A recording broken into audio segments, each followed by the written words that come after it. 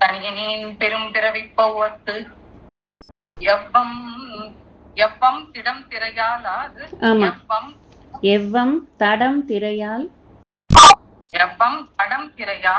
எற்றுண்டு பற்று ஒன்று இன்றி கனியை நேர் துவர் வாயார் என்னும் காலால் கலக்குண்டு காமவான் சுரவின் வாய்ப்பட்டு இனி என்னே உய்யுமாறு என்று என்று எண்ணி அஞ்செழுத்தின் புனை பிடித்து கிடக்கின்றேனை முனைவனே முதல் அந்தமில்லா மல்லல் கரை காட்டி ஆட்கொண்டாய் மூர்க்கனே.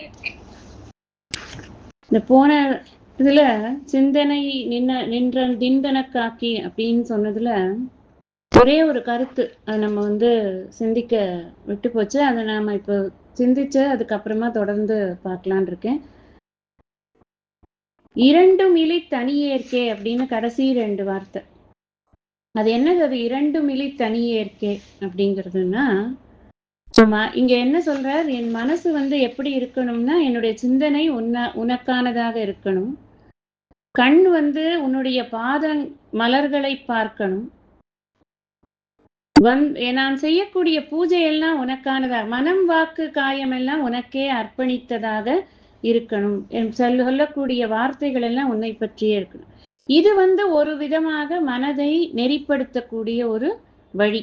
இது இறைவனின் பால் மனதை செலுத்துவது அப்படிங்கிறது ஒரு வழி. இன்னொரு வழி, இந்த 5 பொறிகளை எப்படி அடக்கிறது அப்படின்னு சொன்னா, அத இந்த புற விஷயங்கள் எதிலுமே போகாம உள்ளுக்குள்ள இருக்கிற இறைவனை அந்தர்முகமாக தியானம் செய்து கொண்டே இருக்கிறது அப்படிங்கிற ஒரு வழி. எனக்கு வெளியில நான் கொஞ்சம் ரஜசிக்காத்தான் இருப்பேன், வெளிலதான் போவேன், போக வரதான் எனக்கு பிடிக்கும், கோயிலாதான் போக பிடிக்கும்னா அந்த வேலைகள் பூரா சிவபரமா இருக்கிறது அப்படிங்கிறது மனதை சிவனை நோக்கி செலுத்தக்கூடிய வழி. வெளியிலேயே போகணும்ன்ற எனக்கு அவசியமே இல்லை. எனக்கு என்னோட சேரே போறோம், அங்கேயே உக்காந்து என்னோட ஹிருதயத்திலேயே சிவபெருமானை நான் நன்றாக நித்தியாராதனம் பண்ண எனக்கு முடியும். இது ஒரு வழி. அப்ப 2 வழி இருக்கு. ஒண்ணு புறத்தில் இறை சிந்தனையோடு இருக்கிறது, இன்னொன்னு அகத்தில் இறை சிந்தனையோடு இருக்கிறது. இந்த அகத்துல பண்றதுக்கு பேரு பொறிப்புலன் அடக்குதல் அப்படின்னு சொல்றா. வெளியில போக விடாம பிடிச்சு இழுத்து உள்ள கொண்டு போய் வைக்கிறது. இந்த புறத்துல பண்றது அப்படிங்கிறது இறை வணக்கத்திற்காக உபயோகப்படக்கூடியதாக இந்த 5ஐயுமே மாத்துறது. இது என்ன பண்ணாலும் அதுக்கு மாத்திரம்தான் பண்ணும் அப்படிங்கிற மாதிரி அதை மாத்துறது. டெக்னிக்கலி பார்த்தா 2மே இறைவனை நோக்கி திருப்புறது தான். அந்த நம்மளுடைய அடிப்படை குணங்கள்னு இருக்குல்ல, அதுக்காக வேண்டி இந்த 2 விதங்களை கொடுத்திருக்கு சாஸ்திரம். எல்லாராலையும் எப்பவும் உட்கார்ந்து நீ நித்தியமும் ஜபம் பண்ணிட்டே இரு, தியானம் பண்ணிட்டே இருந்தா அது பண்ண முடியாது. பெயினா இருக்கும். அவளுக்கு உட்கார்றதே ஒரு பெயினா இருக்கும் நிறைய பேருக்கு. ஆனா நல்லவாளா இருப்பா, இறைவனை பற்றி சிந்தனை எல்லாம் இருக்கும். சோ அவங்களுக்கு என்னன்னா, திருநாவுக்கரசர் என்ன பண்ணினாருன்னா, அவளெல்லாம் கூப்பிட்டு நீ உழவார பண்ணு, நீ எங்கேயோ கொத்த போற, அதை இங்க கொத்து, நீ இறைவனுடைய இதை தூய்மை பண்ணு, அப்படி இந்த புலன்களை எல்லாம் அங்க மாத்துறது. சோ இவர் என்ன சொல்றார்? 2மே பண்ணதில்லையே நான் 2மே பண்ணது, 2ம் இலி அப்படிங்கிற இந்த 2 வகையிலையுமே நான் மனதை அடக்காதவன், எனக்கு நீ அனுகிரகம் பண்ணிருக்க அப்படிங்கிறது. இந்த 2மே நான் கையாளல அப்படிங்கறத அவர் சொல்றார். அவர் கையாளல அப்படிங்கிறத விட, இப்படி கையாளாம இருக்கக்கூடியவர்களுக்கு கூட இறைவனுடைய அனுகிரகமானது கிடைக்கிறது அப்படிங்கிறத காமிக்கிறார். அது இப்ப நாம அடுத்தது 27. இப்ப தனியனேன் பெரும் பிறவி பௌவத்து எவ்வம்.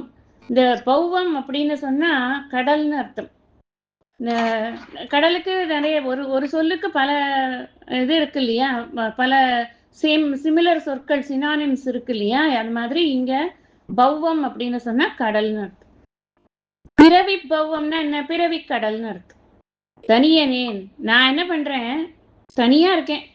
நம்ம தனியா தான் வரோம், தனியா தான் போறோம். நம்மளா நினைச்சுட்டு இருக்கோம் நமக்கு ஒரு கூட்டமே இருக்கு அப்படின்னு. கூட்டத்துல இருக்கிற அத்தனை பேரும் தனித்தனியா இருக்காங்க, அதுதான் அங்க பியூட்டி. ஆனா கூட்டமா பார்க்கும்போது ஒரு சந்தோஷமா இருக்கு, கூட்டமா இருக்கு அப்படின்னு. ஆனா கூட்டம் தனித்தனியான கூட்டம் அப்படிங்கிறது தெரியாது நமக்கு, அது மாயை மறைச்சிடும். இவர் சொல்றார் தனியனேன், நான் தனியா இருக்கேன், எந்த துணையும் கிடையாது, இந்த உலக துணைங்கிறது எனக்கு கிடையாது. அப்படி நான் உன்னைத்தான் நான் துணையா எடுத்துக்கணும். நான் தனியனேன் பெரும் பிறவி பௌவத்து எவ்வம். இந்த நான் வந்திருக்கேன் பாரு இந்த உலகத்துக்கு தனியா ஒரு ஆளா வந்திருக்கேன். இந்த எப்படி வந்திருக்கேன்னா, இந்த பெரிய பிறவி கடல்ங்கிற ஒரு இது இருக்கே, அதுல எவ்வம் அப்படின்னா துன்பம்.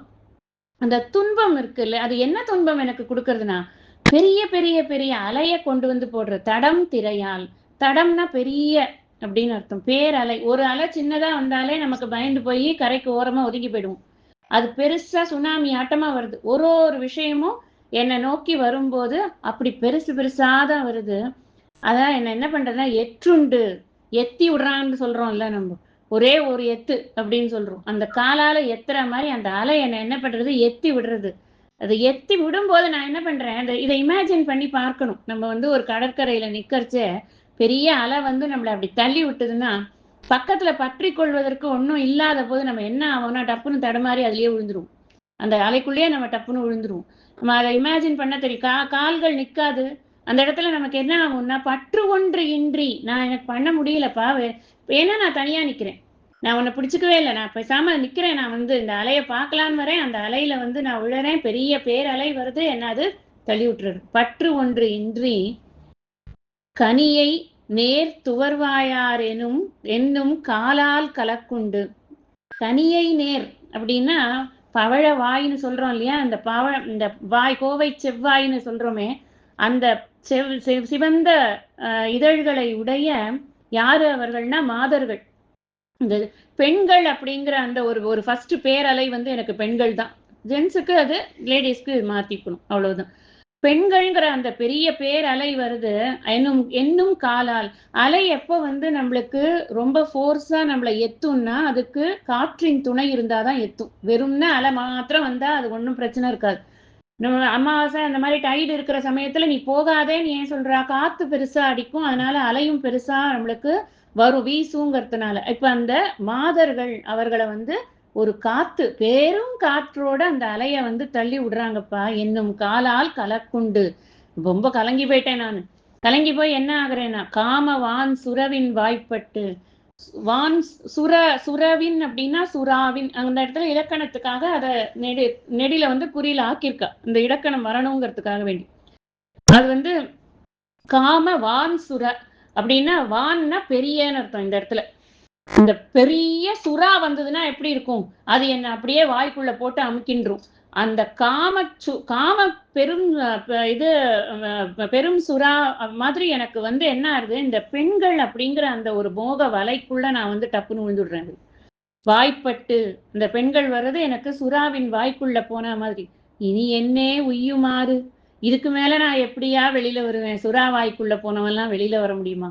அந்த பெண்களுக்கு அடிமையா இருந்து நான் இந்த உலக வாழ்க்கையில நான் கரைஞ்சு போய் கொண்டிருக்கேன் என்று உய்யுமாறு ஒன்று என்று எண்ணி, சரி இதுக்கு மேல நான் வெளியில வரணும்னா எனக்கு ஒண்ணுதான் இருக்கு, எனக்கு ஒரு படகு கிடைக்கணும், அந்த படகு மூலமாத்தான் நான் வெளியில போகணும் இந்த இதுல. அந்த படகு எது அப்படின்னா, இந்த புனை அப்படின்னா மரக்கலம்னு அர்த்தம், மரத்தால செய்யப்பட்ட படகு அப்படின்னு. ஏம புனையை சுடும் அப்படின்னு வள்ளுவர் இந்த புனைங்கிற வார்த்தையை அங்க யூஸ் பண்ணிருப்பார்.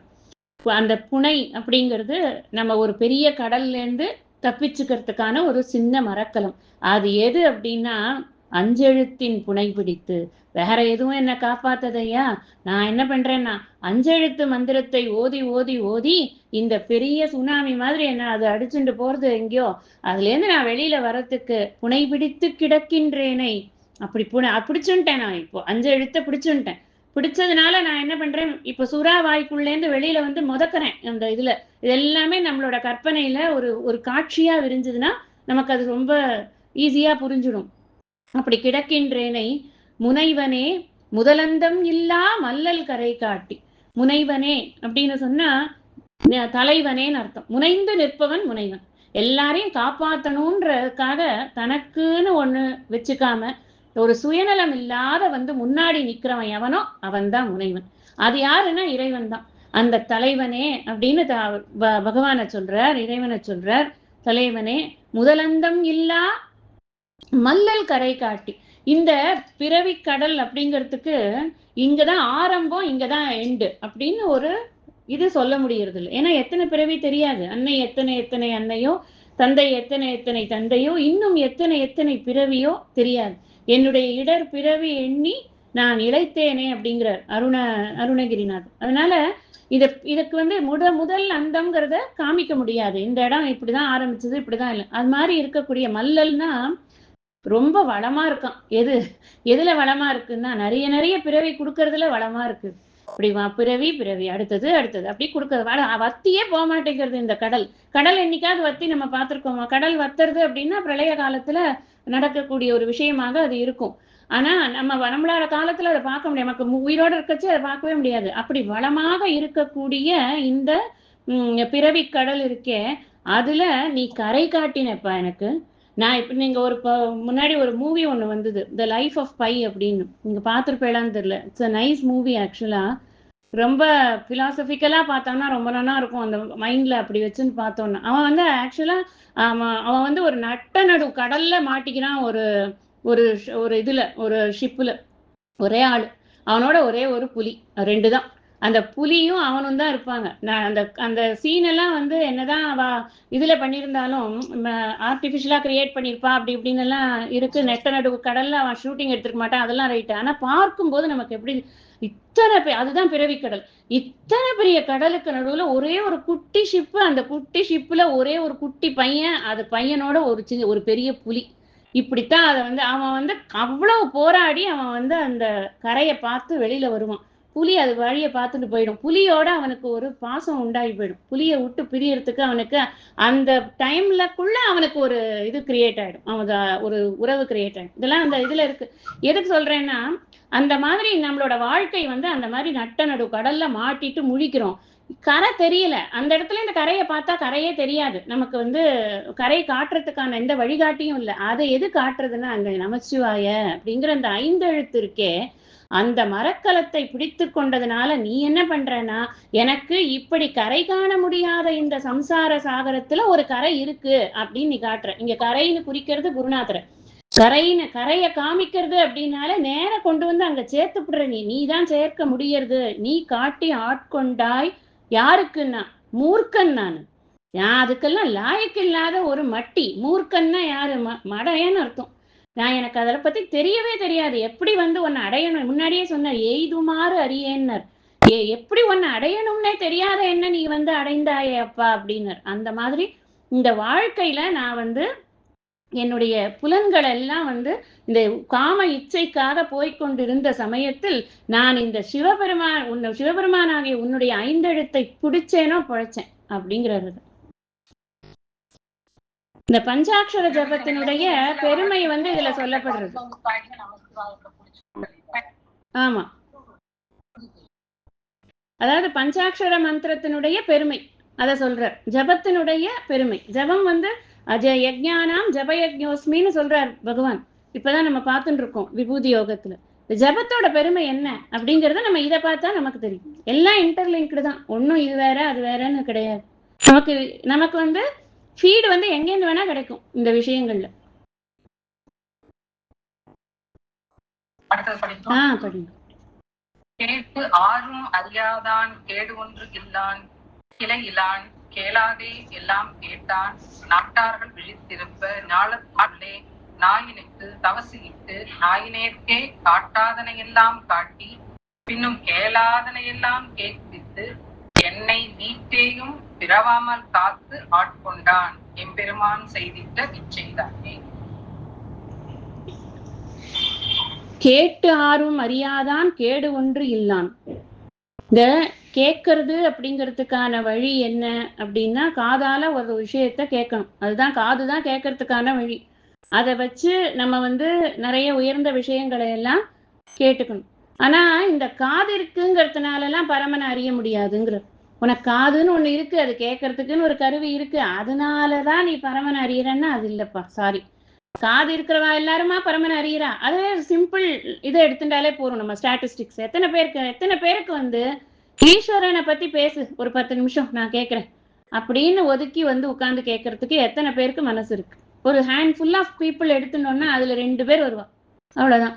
அதுக்கு மேல கிடையாது. அதனால காது இருக்குங்கிறதுனால பரமனை அறிஞ்சிட முடியுமா? ஒரு புலன் இருக்கு எனக்கு அப்படிங்கிறதுனால அறிய முடியுமா?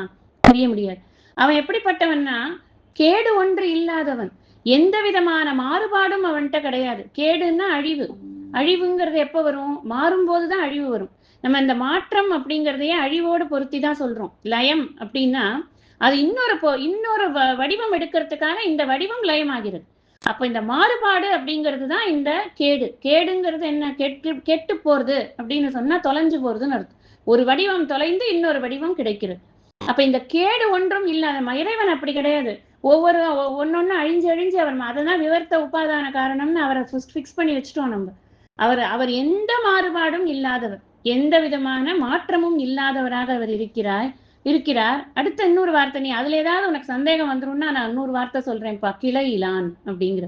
கேடு ஒன்று இல்லான்னு சொன்னாலே அவருக்கு அழிவற்றவர்ங்கிறது அவ்யயம் அப்படிங்கிறது வந்துடுறது. அவரோட லட்சணம் வந்து அங்கேயே பூர்ணமா வந்துடுறது. ஆனா கிளை இலான்னு சொல்றதுனால பூர்ணமானவன் அப்படின்னு காமிக்கிறார். இப்போ அத்வைத்தம் அப்படின்னு சொல்லணுமா அப்படின்னு ஒரு சர்ச்சை வரும். அத்வைத்தம்னா என்ன? இரண்டற்ற ஒன்று அப்படின்னு அர்த்தம். ஏன் ஒன்றுன்னு சொன்னா என்ன அப்படின்னு, அந்த ஒன்றுன்னு சொல்றதை விட இரண்டற்ற ஒன்று அப்படின்னு சொல்லும்போது அந்த ஒன்று இன்னும் பலப்படுகிறது. அதுதான் வந்து அந்த இரண்டற்ற ஒன்றுன்னு சொல்றதுக்கான காரணம். அது மாதிரி இங்க அவர் என்ன பண்றார்? அவன் கேடு இல்லாதவன் அப்படின்னு சொல்றதோட சேர்த்து பூர்ணமாகனவன் அப்படின்னு சொல்ற. பூர்ணமா இருக்கிறதுக்கு கேடு இருக்காது, நிறைவா இருக்கிறதுக்கு அழிவு இருக்காது, நிறைவுக்கு அழிவில்லை, அதுதான் அங்க சொல்ற. அதனால பூரணமாக இருக்கக்கூடியவன் கேளாதே எல்லாம் கேட்டான். அவனுக்கு அத இந்த அழிவு இல்லை அப்படின்னு சொல்லும் பொழுது விகாரமற்றது அப்படின்னு நம்ம கீதையில படிக்கிறோம். நிர்விகாரமாக இருக்கு, அவ்வியமாக இருக்கு அப்படிங்கிற அந்த லட்சணங்கள் எல்லாம் நம்ம இங்க ஞாபகம் வச்சுக்கலாம். ஞாபகம் வச்சிருந்தா இது இன்னும் நமக்கு அந்த 2nd சாப்டர் 12-25 அது பூரா ஆத்ம லட்சணம் எல்லாமே இதுல அப்ளை ஆகும். அவ்வளவு ஆத்ம லட்சணங்களும் இறைவனை நோக்கித்தான் சொல்லப்படுகிறது. என்னை நோக்கியும் அதே ஆத்ம லட்சணங்கள் தான் சொல்லப்படுகிறது அப்படிங்கிறத நம்ம ஐக்கியத்துல பார்ப்போம். இப்ப இந்த இறைவன் எப்படி இருக்கான் அப்படின்னா பூரணமாக இருக்கிறான், ஃபுல்லா இருக்கான், கம்ப்ளீட்டா இருக்கான். அவனுக்கு பாட்டு இந்த பாட்டா இருக்கிறது அப்படிங்கறதெல்லாம் கிடையாது. நோ பார்ட்ஸ் அட் ஆல், கம்ப்ளீட்டா இருக்கான், பூரணமா இருக்கான். அவன் கேட்கிறானா? எப்படி கேட்கிறான்னு, கேளாதே எல்லாம் கேட்டான். கேட்கறதுக்கு என்ன வேணும்னு நம்ம இப்ப பார்த்தோம். கேட்கறதுக்கு ஒரு காதுன்னு ஒரு கருவி வேணும். அவனுக்கு காதுன்னு ஒரு கருவி கிடையாது. ஏன்னா அவனுக்கு பார்ட் கிடையாது, அவனுக்கு அவயவம் கிடையாது. உடம்புக்கு வந்து இந்த பார்ட் இருக்கு, அவனுக்கு கை இருக்கு, காது இருக்கு, கண் இருக்கு அப்படின்னு நாம அதை கற்பனைக்கா நம்மளோட ஆசைக்காக வைக்கிறோமே ஒழிய இறைவனுக்கு கண் இருக்கு, கண்ணுல இந்த கலர்ல இருக்கு, காது எல்லாம் நம்மளோட காமரை கண்ணன் நம்மளோட கற்பனை. ஆனா அவருக்கு இது தனித்தனியா இருக்கு அப்படிங்கிறது கிடையாது, அவயவங்கள் இல்லாததுனால. அப்படி அவயவமற்ற அந்த ஏக்கமாக இருக்கக்கூடிய அந்த பரம்பொருள் இருக்கே, காதுன்னு ஒரு அவயவம் வைத்துக்கொண்டு அதை கேட்கல, எல்லா அவயவங்களும் கேட்டுக்கொண்டிருக்கிறான். அவனுக்கு பூரணமா இருக்கிறதுனால எல்லாமே கேட்கறதா தான் இருக்கு, எல்லாமே பார்க்கறதா தான் இருக்கு, எல்லாமே நுகர்றதா தான் இருக்கு. அந்த மாதிரி அவனுக்கு தனியா ஒரு செவி அப்படிங்கிறது ஒண்ணு கிடையாது, அவன் அத்தனையும் கேட்கிறான். He is listening everything. இப்போ ஒரு அவயவம் இல்லாமல் அவன் கேட்கிறான் அப்படிங்கிறத எங்க அவர் கொண்டு வந்து லிங்க் பண்றார் அப்படின்னா, இப்ப அடுத்தது சொல்றார். உலகத்தவர்கள், இந்த உலக மக்கள்லாம் எப்படி இருக்காங்க அப்படின்னா, நாட்டார்கள்னா உலகத்தவர்கள்னு அர்த்தம். இந்த நாட்டார்கள் விழித்திருப்ப ஞாலத்துள்ளே, இந்த உலகத்துல இருக்கக்கூடியவர்கள்லாம் எதுல விழித்திருக்கிறார்கள்? யானிஷா சர்வபூதானாம் எஸ்யாம் ஜாகிரதி சம்யமி. நம்ம பார்த்தோம் கீதையில 2வது அத்தியாயம் கடைசியில 69வது. யாருக்கு வந்து இந்த உலகம் விழித்திருக்கிறதோ, அவருக்கு இந்த உறங்கிக் கொண்டிருக்கிறதோ, ஞானிக்கு அந்த உலகம் விழிப்பாக இருக்கிறது. சாதாரண மக்களுக்கு எந்த உலகமானது உறங்கிக் கொண்டிருக்கிறதோ, ஞானிக்கு அந்த உலகம் விழிப்பாக இருக்கிறது. இப்ப அப்படின்னா என்ன அர்த்தம் அப்படின்னு நம்ம வந்து சிந்தனை பண்ணினோம்னா, ஞானியை பொறுத்தின வரைக்கும் இந்த உலகம் அப்படிங்கிறது, இந்த உலக இச்சைகள், உலக போகங்கள் அப்படிங்கிறது அவருக்கு மதிப்பு கிடையாது. அதனால அது உறக்கத்துக்கு சமானமாக இருக்கு. ஞானியை பொறுத்தன வரைக்கும் ஆத்ம ஞானத்திலேயே அவன் திளைத்திருக்கிறான். அங்கதான் அவனுடைய விழிப்பானது இருக்கிறது அப்படிங்கிறத நம்ம அங்க பார்த்தோம். இங்க என்ன சொல்றார், இந்த நாட்டார்கள் விழித்திருப்ப ஞாலத்துள்ளே. உலகத்துல இருக்கக்கூடியவர்கள் எதுல விழித்திருக்கிறார்கள்? உலகத்தை அனுபவிக்கக்கூடிய அந்த போகத்துல விழித்திருக்கிறார்கள். அப்படி அவங்க எல்லாரும் முழுகி முழுகி முத்த எடுத்துட்டு இருக்காங்க. எந்த ஊருக்கு போலாம், எதை அனுபவிக்கலாம், எதை வாங்கலாம், எதை விற்கலாம் அப்படின்னு எல்லாரும் பண்ணி கொண்டு இருக்கிற போது நீ என்ன பண்ண தெரியுமா? அவர்களுக்கிடல என்ன பிக் பண்ணின. You picked me from them. நானும் அப்படித்தான் இருக்கேன். ஆனா நீ என்ன பண்ற, அங்கிருந்து என்னை எனக்கு என்ன பண்ற அப்படின்னு சொன்னா, நாயினுக்கு தவிசு இட்டு அப்படின்னு சொன்னா எனக்கு ஒரு ஆசனம் போட்டப்பா. நீ வா, நீ மட்டும் இந்த குரூப்ல இருந்து வெளியில வா, come out of the class அப்படின்னு வெளியில கூப்பிட்டு எனக்கு ஒரு சீட்டை போட்டு உக்காத்தி வச்சு தவிசு இட்டு. யாருக்குன்னா நாயினேருக்கு.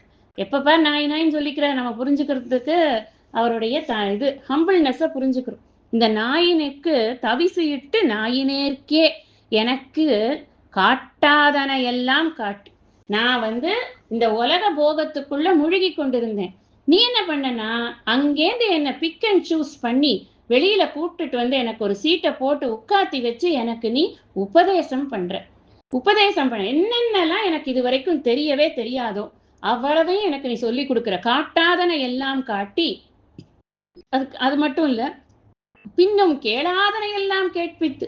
இது வரைக்கும் நான் கேட்கவே இல்லப்பா. உன்னை பத்தின பெருமையை கேட்டது கிடையாது. இந்த வேதம் என்ன சொல்றதுன்னு தெரியாது, உபனிஷத் என்ன சொல்றதுன்னு தெரியாது.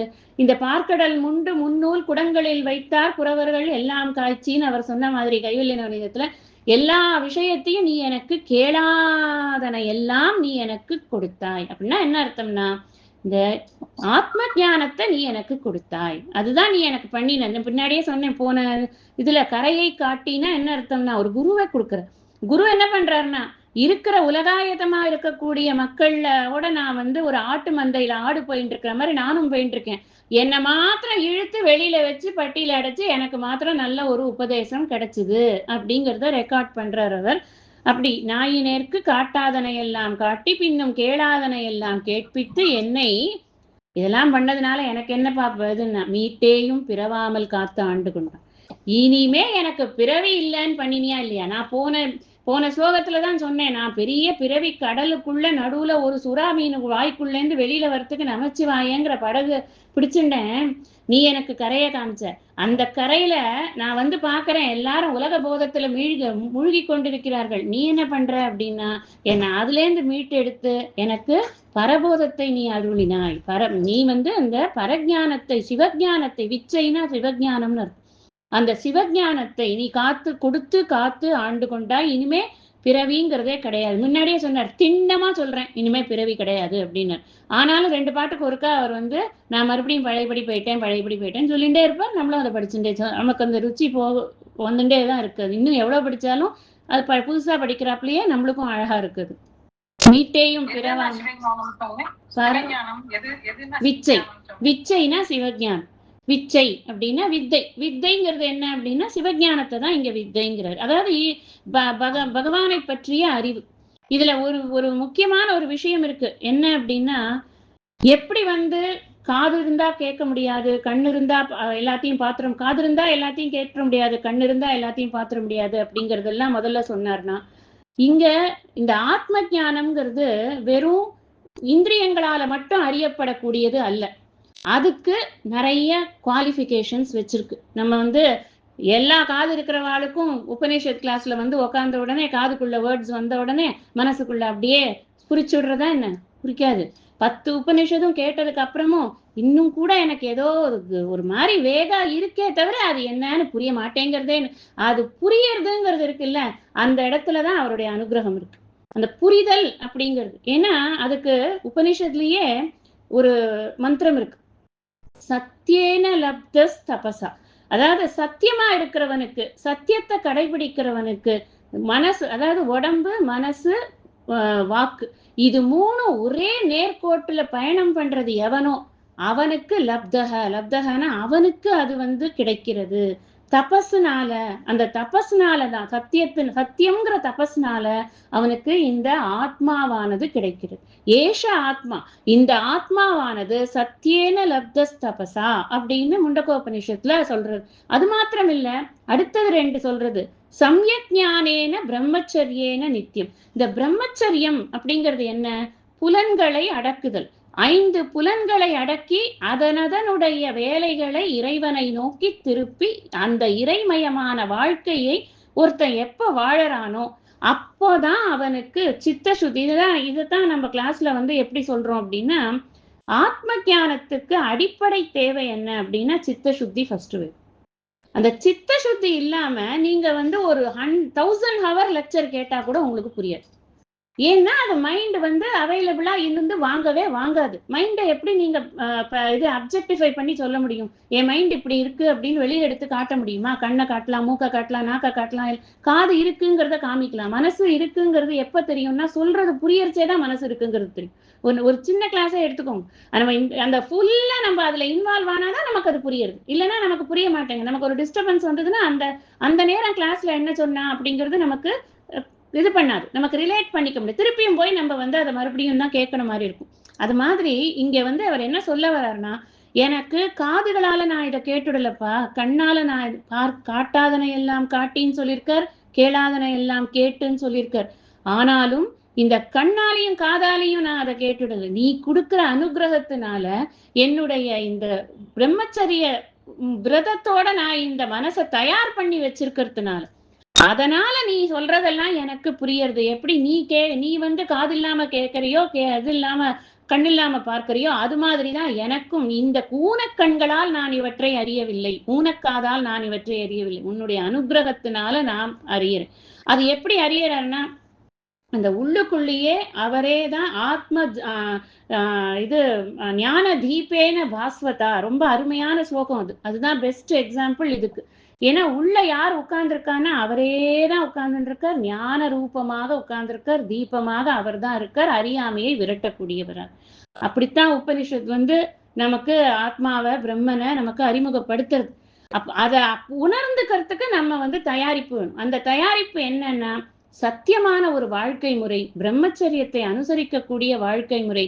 அப்பதான் இந்த ஞானமானது நமக்கு புரியும். அது நம்ம மனசுல அது நிஷ்டை பெறும் அப்படிங்கிற அந்த ஷரீரே ஜோதிர்மயோகி சுப்ரோ அப்படின்னு அது அந்த இது உபனிஷத் மந்திரம் என்ன சொல்றது அப்படின்னு சொன்னா, உள்ளுக்குள்ள இருக்கக்கூடிய அந்த இறைவனை, ஜோதிர்மயமாக இருக்கக்கூடிய அந்த இறைவனை யார் ஒருவன் தன்னுடைய உபாசனா பலத்தின் மூலமாகவும் சரியான வாழ்க்கை முறையின் மூலமாகவும் சத்தியத்தை கடைபிடிப்பதன் மூலமாகவும் அறிகிறானோ அவனுக்குத்தான் இந்த க்ஷீணமான அந்த மலினமாக இருக்கக்கூடிய அந்த குணங்கள் எல்லாம் நீங்கி அந்த ஆத்ம ஞானமானது நன்றாக புரியும். இதுதான் அங்க விஷயம். இதைத்தான் அவர் இங்க உணர்த்துறார். நான் இத புறக்கரணங்களால அறிஞ்சேங்கிறது கிடையாது, பூரா உன்னோட அனுகிரகம்.